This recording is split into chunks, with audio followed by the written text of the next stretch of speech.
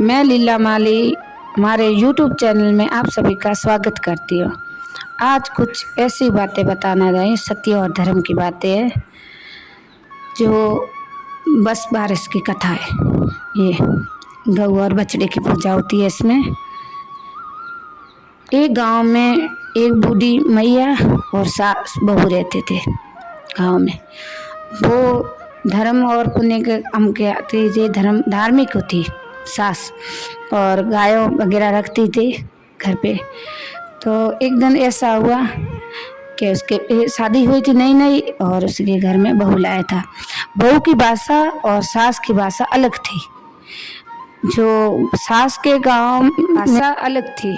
जो सास के गांव में तो गेहूँ बोलते थे, गेहूँ को, कणक को, जैसे गेहूँ होता है ना, और बहू के प्योर में बोलते थे गऊ, बछड़े को। तो अलग हो गया। तो एक दिन ऐसा हुआ कि सास ने कहा कि बहू कि मैं तो जा रही हूँ गायों को चारा खिलाने, और आप मेरे आने से पहले आप गऊ बना देना, भोजन में गऊ बना देना। तो बहू ने कहा हाँ, दे दिया। और सास तो गायों को लेके चली गई। बहू कंफ्यूज हो गई कि आज सास ने ऐसा क्यों कहा। कंफ्यूज हो गई कि सास को ऐसा क्यों किया गऊ बनाने को। तो बहू सोचने लगी, सोचते सोचते दोपहर आ गया कि अब करूँ तो करूँ क्या। अगर नहीं बनाया तो सास क्या कहेंगी कि बहू कोई काम करने कहा तो ये भोजन नहीं बना रखा है, और बना दिया तो भगवान से मैं क्या कहूँगी, आज गऊ को मैं कैसे बनाऊँ, बछड़े को। सोचते सोचते काफ़ी समय हो गया। तब बहू ने हम जो होगा वो देखा जाएगा, तो उसने तो चाकू से बछड़े को काट दिया। काट के हांडी में डाल दिया। डाल के उसने मतलब सिजो दिया, बना दिया। बना के भोजन बना के रख दिया। काफ़ी समय, तो शाम का 4 बज गए। सास घर लौटी तो बहू को बुला दिया कि बहू बाहर आके बाल्टी ले आओ और बछड़े को छोड़ दो। मैं पहले गाय को मेल देती हूँ, वैसे दूध निकालता ना, वहाँ कहते मेल देती हूँ गाय का, और बाद में मैं भोजन करूँगी। तो बहू ने बोला कि हाँ माँ जी। तो सास ने कह दिया तो बहू तो बाहर आई और अंदर चली गई। तो फिर से सास ने आवाज़ लगाई बहू को, तो बहू तो बाहर आई और वापस चली गई अंदर।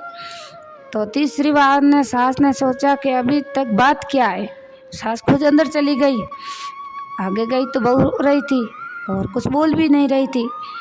तो सास ने बोला बहू को कि बेटा जो बात है वो मुझे बता दो, आप क्यों नहीं बछड़ा अभी तक खोल रहा है, क्या बात है, आप रो क्यों नहीं रही है।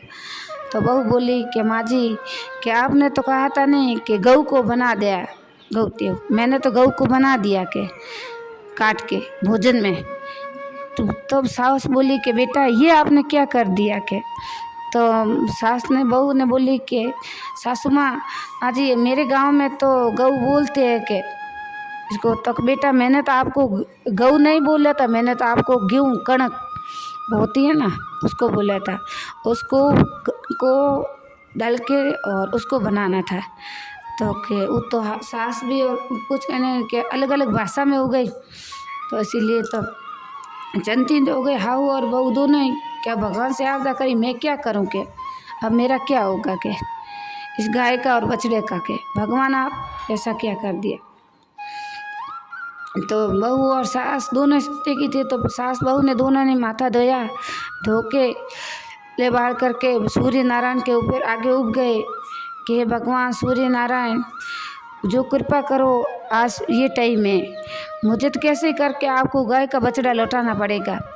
मेरी बहू को थोड़ी ना समझ होने के कारण इसको समझ में नहीं आया, इसीलिए इसने बना दिया, ये काम गलत हो गया। तो आप तो कुछ करोगे कृपा के, आपके हाथ में गाय का बछड़ा लौटाना है के। तो भगवान तो सत्य था उसी टाइम। तो भगवान ने सुना तो तभी भगवान ने ऐसा किया चमत्कार, जो गो हांडी से बछड़ा सिजा हुआ बना हुआ भोजन और बाहर आ गया हांडी तोड़ते। आके गाय के थन में पड़ा, चूगने लगा और सास और बहू दोनों ही गदगद हो गए। भगवान का शुक्रिया अदा करने लगा कि हे भगवान, तूने आज हमारी लाज रख दी और आपने हमें लौटा दिया गऊ का बछड़ा, आपका मैं धन्यवाद कैसे करूं। तभी बोली कि आप इस बारिश भादवा की बारिश आती है कृष्ण पक्ष में बुद्धि बारिश, उसको बाछड़े की माँ कहला जाती है। बस बारिश हर स्त्री को रखनी चाहिए, हर घर में पूजा होनी चाहिए गाय और बछड़े की, और गांव-गांव में फैला दो। कोई इस बेटे की माँ ज़रूर रखनी चाहिए, चाहे बेटा हो चाहे बेटी हो, सबको रखनी चाहिए और हर घर में पूजा होनी चाहिए।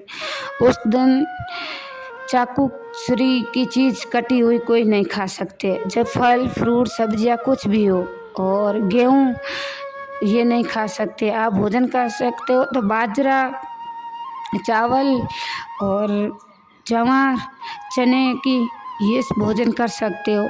आप कभी गेहूं का भोजन नहीं कर सकते हो। आप तेल वगैरह सिजी हुई लाल मिर्ची की सब्जियां या कुछ नहीं खा सकते हो। करना है तो आपको सिंपल भोजन करना चाहिए और इस बात को आप सब जगह पाइए। हाँ, भगवान करे सास और बहू की कृपा करे, ऐसे हम सब पर करे। बछड़ा लौटाया तो भगवान आपकी खुशी रखे। धन्यवाद।